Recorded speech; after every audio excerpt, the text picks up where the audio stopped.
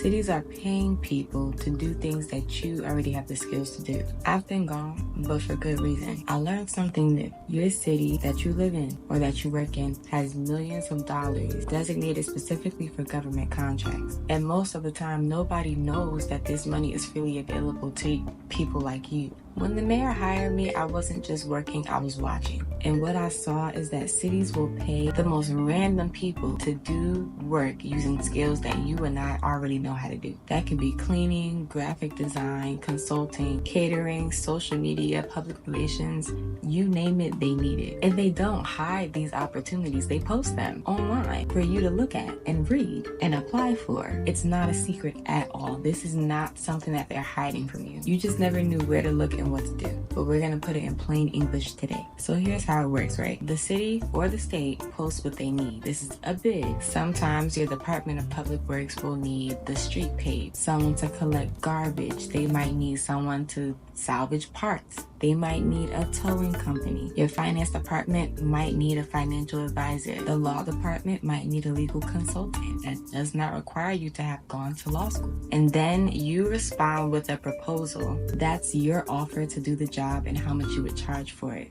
Keep in mind, the government has millions of dollars allocated towards these bids. They will choose the best offer, and the best offer is the cheapest and the most responsible way together. What does that mean? If the city needs a paint job to be done, I submit and you submit. I submit and I have 10 paint brushes. So I can probably get the work done faster because my company is bigger. I'm probably gonna charge them $100,000 a month, knowing that it's gonna take 5 months to do.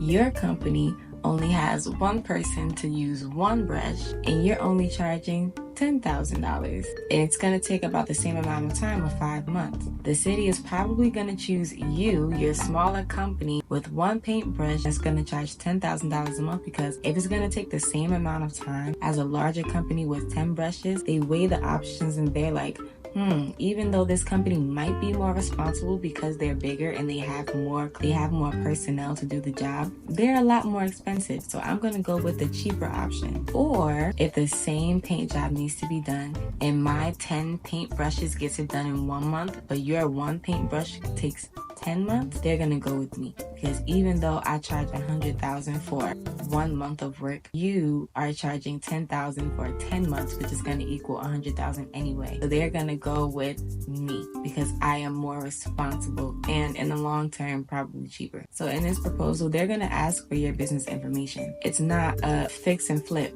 You are going to have to do some paperwork in order to get your government contract proposal in. But it doesn't have to be something laborious either. It could be something as simple as they need a host for a community event.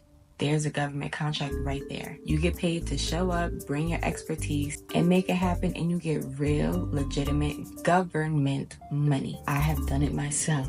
The mayor told me about an upcoming project where they're going to be upgrading the train station in the city that I work for.